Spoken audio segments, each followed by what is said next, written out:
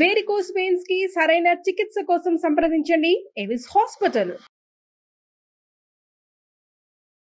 నమస్తే రమగారు. నమస్తే జయ. రమగారు, మనుషులు పలు రకాలు కదా. చాలా కొత్త కొత్త వ్యక్తుల్ని, కొత్త మనస్తత్వాల్ని అందరూ ఎక్స్పీరియన్స్ చేస్తారేమో. బహుశా భలే డిఫరెంట్గా ఉంటారండి. తమకు నచ్చినంత వరకు ఓకే, కాస్త తేడా వచ్చిందంటే చీల్చి చెండాడతారు. ఆ గోడుని 100 మంది దగ్గర వెళ్ళబోసుకుంటారు. నీకు చెప్తారు నీకే చెప్పాను, నాకు చెప్తారు నాకే చెప్పానని 100 మందికి వాళ్ళే చెప్పుకుంటారు. మళ్ళీ ఎక్కడైనా వాళ్ళని ఎవరైనా అడిగారనుకోండి, నేను నీకే చెప్పాను నాకే చెప్పాను నువ్వే చెప్పుంటావు. ఇది ఒకటి. ఏదన్నా ఇష్యూ వచ్చిందంటే అంటే తము మాత్రం అందరి మీద మాట్లాడొచ్చు, అందరి దగ్గర మాట్లాడొచ్చు. తమ గురించి ఎవరైనా ఎక్కడైనా మాట్లాడితే తిట్లు శాపనార్థాలండి. దేవుడా, వీళ్ళకి నిజంగా పవర్స్ ఉంటే ఏమైపోతారా ఎదుటి వాళ్ళు అనిపిస్తుంది. ఆ రేంజ్లో తిట్టేస్తూ ఉంటారు. పిల్లల్ని పెద్దల్ని అందరినీ ఎంచుతారు. ఉసుర్లు అంటారు, అదంటారు, ఇది నానా రకాలుగా. అంటే ఓర్చుకోలేకపోతారేమో అనిపిస్తూ ఉంటుంది నాకు. మోస్ట్ సెల్ఫిష్ కదండి. అంతే. కానీ చాలా కష్టం కదా రమ్మగారు. సెల్ఫ్ సెంటర్డ్ జయ. నేను అనుకుంటా వీళ్ళకి పని పాట ఉండదు, చేతి నిండా పని లేక, నెత్తి మీద బాధ్యతలు లేక, సమాధానం చెప్పవలసిన అవసరాలు లేక, అస్సలు ఎక్కడా సమాధానం చెప్పక్కర్లా. దాంతో వీళ్ళు ఇలాగే ఉంటారు. ఎప్పుడు వీళ్ళకి తేడా వస్తుంది, సొంతానికి మొహం పగిలిపోతే వస్తుందేమో. అప్పుడు కూడా రాదు జయ. కింద పడ్డా మాదే పై చెయ్యి అంటారు, అప్పుడు రాదు. అది వాళ్ళ గొప్పతనమే అనుకుంటారు. పళ్ళు రాలిపోయినా బుద్ధి రాదమ్మా. ఏంటంటే ఇది వ్యక్తులలో తేడాలు జయ. ఇవన్నీ ఇప్పుడు మనమే ఏదో చేసాం చిన్నది అంటే, ఇప్పుడు మన ఇద్దరం మాట్లాడుకున్నాం అనుకో, ఏదన్నా ఒక విపరీతమైన మ్యాటర్ నేను ఇంకొకరికి షేర్ చేసేదాన్ని, అది బయటికి వెళ్ళిపోయింది. ఈ ఈకలన్నీ బయటికి వెళ్ళిపోతాయి. ఏముంది, గాలి గాలి వేస్తే పోతాయి, అంతేగా. ఎప్పుడైనా అది మళ్ళీ ఎదురు తిరిగి మన దగ్గరికి వచ్చినప్పుడు, మనం మళ్ళీ దాన్ని ఫేస్ చేయాల్సి వచ్చినప్పుడు మనకి జనరల్గా బుద్ధి రావాలి లెక్క ప్రకారం. ఇది చేయకూడదు, ఇది తప్పు, ఇది తప్పు. మానరు. అయినా సరే 4 రోజులు ఊరుకుంటారు. బాబాయ్ నాకెందుకు వచ్చింది, పైకి అంటుంటారు నాకెందుకు వచ్చింది, ఏం చెప్పినా నెత్తి మీదకి వస్తుంది అని మానేస్తారు. మళ్ళీ ఒక నెల 2 నెలలు అయ్యేసరికి పాత పడిపోతుంది. వీళ్ళు ఒరిజినల్ అది బయటకు వచ్చేస్తుంది. అవును. ఒక్కొక్కసారి వీళ్ళే రోడ్డు మీద పడిపోవాల్సి వస్తుంది. వీళ్ళు రోడ్డు మీద పడిపోగానే ఏమనిపిస్తుంది, నేను ఎంతో మంచిదాన్ని, నేను అమావాస్య నాడు అట్టే టైం పున్నన్నాడు పప్పేసాను, ఇంత బాగా చూశాను, ఎంతో బాగా ఉన్నాను, వీళ్ళు నాకు ద్రోహం చేశారనిపిస్తుంది. నువ్వు నోటితో చేసిన ద్రోహాలు అవన్నీ ఎలాగో ఉంటాయి. వ్యక్తులు వాళ్ళల్లో వాళ్ళకి మార్పు తెచ్చుకోవాలి జయ. ఇదేమి సుఖానికి రాదు, అస్సలు సంతోషానికి రాదు, పరువు తక్కువ, బయటపడిపోతాం. చివరికి ఇది మన క్యారెక్టర్ అని రాయబడుతుంది. మీరు ఇంతేనంటారు, అంతేగా. ఆవిడ అంతేనని చెప్తారు, పోనీ ఆయన అంతేనంటారు, వాడు అంతేరా, వాడు అలాంటి వాడే. ఇక ఇప్పుడు నువ్వు అంతే, నువ్వు నిజానికి అలాంటిది కాదు, నీకు చాలా మంచి లక్షణాలు బోల్డ్ ఉంటాయి నీ దగ్గర. నువ్వు చాలా తెలివై ఉండొచ్చు, నువ్వు చాలా పనిమంతతనం ఉండొచ్చు, మంచి అద్భుతమైన వ్యాపారపు దృక్పథాలు ఉండొచ్చు, నీకు మంచి బిజినెస్ చేసి ఉండొచ్చు, నువ్వు హెల్ప్ఫుల్గా ఉండొచ్చు, ధర్మమైన ప్రవర్తన కూడా నీకు ఉండొచ్చు. కానీ నోరు వదిలేసే గుణంతో అవన్నీ పోయి ఈ మచ్చ పెద్దదైపోతుంది. క్యారెక్టర్లో ఇబ్బందులు ఇవి చిన్నప్పటి నుంచి అలవాటు అవుతాయి జయ. పిల్లలు గాసిపింగ్ చేస్తుంటే ఒప్పుకోకండి. వాళ్ళ సంగతులు వీళ్ళ సంగతులు చెప్తారు ఇంట్లో, వాళ్ళ మమ్మీట వాళ్ళ డాడీట వాళ్ళట వీళ్ళట, అలాంటివి ఒప్పుకోవద్దు. ఏదైనా సందర్భం వచ్చినప్పుడు చెప్పాలి. ఇప్పుడు నువ్వు వాళ్ళ గురించి ఎలా చెప్తున్నావో నీ గురించి కూడా వాళ్ళు అట్లాగే చెప్పుకుంటారు, అలాగే వస్తుంది కదా. చెప్పకూడదు, మనం మాట్లాడుకోకూడదు, పిల్లల్ని చెప్పనివ్వకూడదు. మంచిది కాదు ఇది గాసిపింగ్. ఇప్పుడు నీకు ఏ ఏజ్కి అర్థమవుతుంది, 8th 9th క్లాసులకు వచ్చేసరికి పిల్లలకి నో గాసిపింగ్ అనేది మనం చెప్పచ్చు. గాసిప్స్ అర్థమవుతాయి వాళ్ళకి, అర్థమవుతుంది ఆ పదం, స్కూళ్ళల్లో తెలుసుకుంటారు. అవును. దీనివల్ల ప్రాబ్లమ్స్ వస్తాయి. మనం ఎవరింటికైనా వెళ్ళామనుకో, లేదా మన పిల్లలే ఎవరింటికైనా వెళ్ళారు, ఊరు వెళ్తాము, ఎక్కడికైనా వెళ్తాము, అక్కడ ఎవరిదైనా ఏవైనా ఆడ్ బిహేవియర్స్ చూస్తాం మనం, వాళ్ళు అంతే అని ఊరుకోవాలి. అక్కడ అలా అని ఊరుకోవాలి, దాన్ని తెచ్చి ఇక్కడ చెప్పకూడదు. పిల్లలు ఏం చేస్తారంటే సరిగ్గా పెట్టలేదని, సరిగ్గా పని చేయించారని, వాళ్ళ ఇంట్లో అదేదో బాగులేదని అలాంటివి ఇళ్లలో చెప్తారు తెచ్చి. మా పిల్లాడు వచ్చినప్పుడు నువ్వు బాగా చేయలేదని తల్లులు ఎప్పుడు అడుగుతారండి. అక్కడ ఏదో జరుగుంటుంది. వీళ్ళు పెసరపప్పు తినరు, వాళ్ళ ఇంట్లో రోజు పెసరపప్పే వండారు, తినలేక చచ్చాను అంటుంది పిల్ల. ఎవరింటికైనా వెళ్ళినప్పుడు సర్దుకోవాలి నాన్న. అసలు చెప్పడాన్నే ఎంకరేజ్ చేయకూడదు, చెప్పడానికి రమ్మగారు అడుగుతారు. అది ఎంత పెయిన్ఫుల్లో కదండి. అవును, చాలా ఇబ్బంది. అదేంటి మనం మామూలుగానే ఉన్నాం కదా. ఇంకొకసారి ఏమనిపిస్తుంది అంటే వాళ్ళు వచ్చినప్పుడు వాళ్ళకి వాళ్ళ దగ్గర పెట్టుకోవాలి మనం. బాబు నీకు ఇష్టమైన నువ్వు తింటావా పెట్టుకోవాలని మీకు అట్లా అనిపిస్తుందేమో. రెండోసారి అన్నం కూడా పెట్టబుద్ది కదా రమ్మగారు. మరి అంటే ఇప్పుడు తప్పనిసరి అనుకో జయ, అప్పుడు ఏం చేస్తాం, మనసులో నుంచి రాదు కదా, మనసులో నుంచి రాదు, ప్రేమలు పోతాయి కదా, రిలేషన్ కంటిన్యూ ప్రేమలు పోతాయి, అభిమానం పోతుంది, ఆపేక్షగా దగ్గరికి తీసే వాళ్ళు తీరు.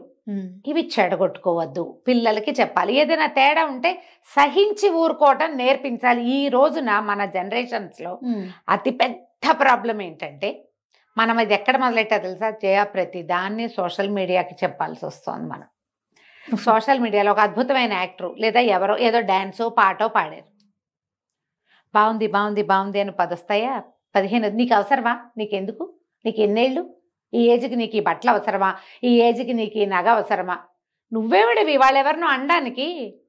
అది వాళ్ళ ఇష్టం. నీకు నచ్చితే చూడు, లేకపోతే మానేసి.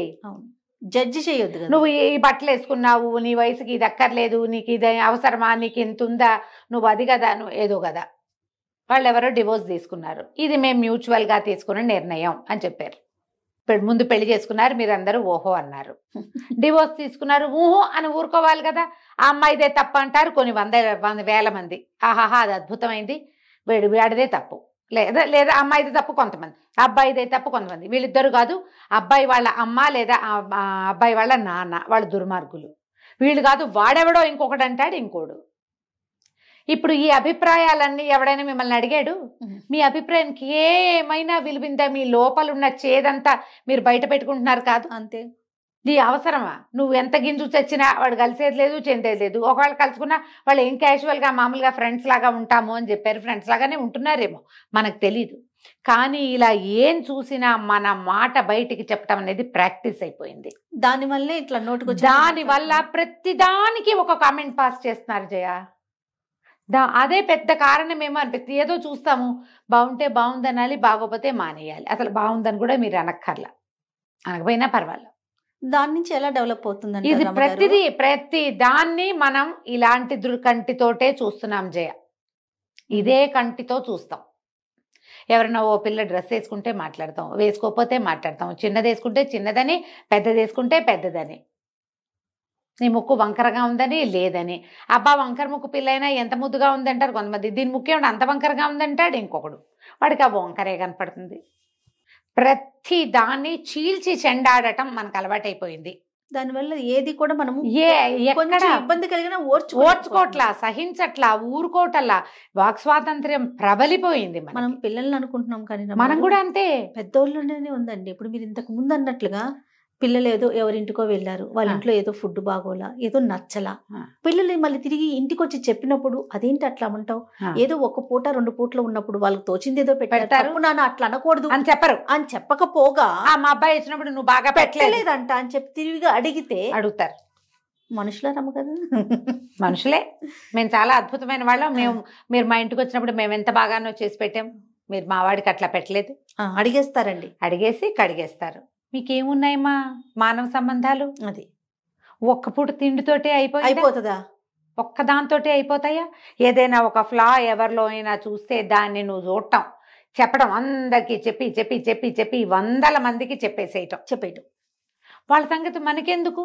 పోనీ ఎవరో ఆగలేకపోతాం జయ, చూసాము, అయ్యో ఇదేంటి ఇలా ఉంది, వీళ్ళేంటి ఇలా ఉన్నారు అనిపిస్తుంది, ఏదో ఇంట్లో చెప్తావు, ఎవరో క్లోజ్ ఫ్రెండ్ చెప్తావు, అంతతో ఊరుకోరు. ఎంతమందో అందరూ క్లోజ్ అయ్యారు, అందరికీ పంచటం దాన్ని. ఎప్పటికీ ఈ బంధాలు మారతాయమ్మా, ఇప్పుడు ఎక్కువైపోయింది జయ. ఎలా మారుతాయి రమ్మగారు? ఇప్పుడు గ్యాప్ వచ్చేసింది, మనసుకి బాధ అనిపించినప్పుడు ఆటోమేటిక్ గా గ్యాప్ పెరిగిపోతుంది కదా, పెరుగుతుంది. ఈ పంచటం ఎంత బ్యాడ్ ప్రాక్టీస్. మళ్ళీ ఏదైనా నీ మీదకి వస్తే నువ్వు చచ్చిన అసలు యాక్సెప్ట్ చేయరు, అస్సలు. ఇదైందా, ఇప్పుడు ఇదో రకం జనాభా అయితే ఇంకో రకం జనాభా ఉంటారు. వీళ్ళు అవతల వాళ్ళ వల్ల ఏదైనా ఒక చిన్న ప్రాబ్లం రాగానే పాత సినిమాలు లాగా నా జోలికి వచ్చిన వాళ్ళు నాశనం అయిపోతారు, పురుగులు పడి చచ్చిపోతారు, దుంపనాశనం అయిపోతారు. ఏమిటి కాస్తకే ఏదైనా నీ ప్రాణాల మీదకి వస్తే అనుకో ఏముండదు అక్కడ, అసలు మ్యాటరే ఉండదు. చాలా మామూలు విషయాలకి కూడా అవతల వాళ్ళ నాశనాన్ని కోరుతూ ఉంటారు, అలాగే మాట్లాడతారు. అవును. అది తప్పే, శాపనార్థాలు పెట్టకూడదు అసలు. మా ఇంట్లో పిల్లలు మా వాళ్ళు ఒరే అట్లా చేస్తే ఏం బాగుంటుందిరా అంటే, అమ్మ శాపనార్థాలు పెట్టకు, నువ్వు ఏం బాగుంటుంది అంటే అదే బాగుంటుంది, బాగుండకపోతే పోతుంది, నువ్వు మాత్రం ఇక బాగున్నట్టే అది. అవన్నీ ఏదో వంట చేస్తాడు మావాడు, అవన్నీ వేస్తే ఏం బాగుంటుంది, పంచకోళ్ళ కషాయంలాగా ఏడ్చినట్టు ఉంటుందంట. నేను అంటే అమ్మ నువ్వు శాపనార్థాలు పెట్టుకున్నా వంటకి అయిందా. ఇప్పుడు మన దగ్గర మన భూషణ్ ఉన్నాడు, అదే భూషణ్ అలా పెట్టారు ఏంటంటే మేడం తిట్టారు అంటాడు, అలా పెట్టారేంటి అంటే చాలు తిట్లు. మనకి ఒట్టి వాక్యం తిట్లంటే ఏమిటవి ఇవేనా, ఇవే ప్రశ్నలు లేదా ఒక కన్క్లూషను. ఈ రెండింటిని కూడా మనం తీవ్రంగా పరిగణిస్తున్న కాలం అయితే, పాతకాలంలో లాగా శాపనార్థాలు పెడితే ఎట్లాగమ్మా, నాశనం అయిపోతారు పనికి మాలిన వాళ్ళు. అలాగే మనం అంత అద్భుతమా? అంతే కాదు, మనమేమో మనం పెద్ద గుమ్మడికాయంత ముత్యమేం కాదు, అది మనకి చాలా ఫ్లాసే ఉంటాయి మన దగ్గర కూడా. జయ మనుషులన్న వాళ్ళకి సుగుణాలు ఎన్ని ఉంటాయో దుర్గుణాలు ఇంకో 2 ఎక్కువే ఉంటాయి. అంతేగా కలికాలం. అందులో నువ్వు నేను మన నాన్న మన అమ్మ మన పిల్ల మేక ఏది కాలం రమ్మగారు, మనం ఏ కాలం ఇది? అదే కదా, ప్రతి వాళ్ళకి ఉంటాయి, ప్రతి వాళ్ళకి వాళ్ళకుండేవి వాళ్ళకుంటాయి. అంతేగా.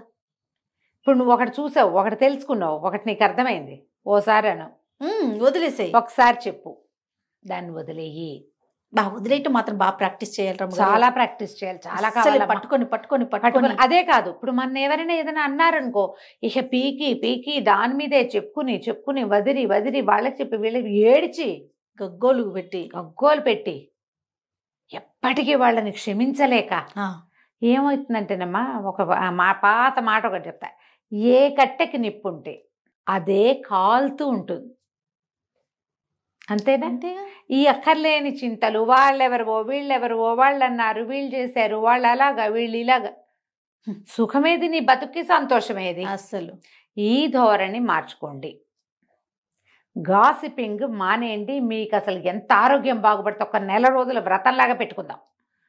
ఏమిటి మన అదేదో సినిమా ఉంది కదా, అబద్ధాలు ఆడకూడదు, ఏప్రిల్ 1 విడుదల, కావాలంటే ఆ సినిమా చూడండి. రాజేంద్ర ప్రసాద్ గారు వంశీ గారు తీశారు, అదిరిపోతుంది సినిమా, సూపర్. ప్రతి ఒక్క డైలాగు అద్భుతంగా ఉంటుంది. మీరు 1 నెల రోజుల పాటు ఎవ్వరి మీద గాసిపింగ్ చెయ్యొద్దు, మీ ఆరోగ్యం ఎంత బాగుపడుతుందో చూడండి. మీకు విటమిన్ డెఫిషియన్సీ ఉండదు, అక్షరాల నమ్మండి. డి విటమిన్ డెఫిషియన్సీ అస్సలు ఉండదు, కడుపులో మంటలు ఉండవు, తలనొప్పి ఉండదు, అలసట అస్సలు ఉండదు, అలసట ఉండదు. ఎందుకంటేనమ్మా మీరు ఇతరులని మోస్తున్నారు, మోత బరువు చెయ్యొద్దు. మీరు అనవసరంగా ఈ రకమైన ఎమోషనల్ థింగ్స్ని క్యారీ చేయటం వల్ల, ఈ బ్యాగేజ్ వల్లే మీరు ఆ బరువు కింద పడి కుంగిపోతున్నారు. అసలే ఎవరి మోత వాళ్ళకి ఉంటుంది కదా రమ్మగారు, ఎవరికి తగ్గ మోత వాళ్ళకి తగ్గదు కాదు, కొంచెం ఎక్కువే ఉంటుంది. మనకి పక్కన మోత మనకే లైఫ్ స్ట్రెస్ చాలా ఎక్కువ ఉంది మనకి. ఎందుకంటే ఎప్పుడు కూడా మన గుర్రానికి ముందు కట్టిన క్యారెట్ లాగా మన జీవితాశయం మనకి ఇంత దూరంలో ఉంటుంటుంది, ప్రతివాడికిను అందదు, కనపడుతూ ఉంటుంది కానీ అందదు. అదే పెద్ద స్ట్రెస్ కాదు మరి. ఆ ఉన్నదానికి తోడు మీరు ఇతరుల వ్యవహారాలను ఎందుకు మోసుకుంటారు? ఎందుకు మోయటం? మొయ్యద్దు అంతే.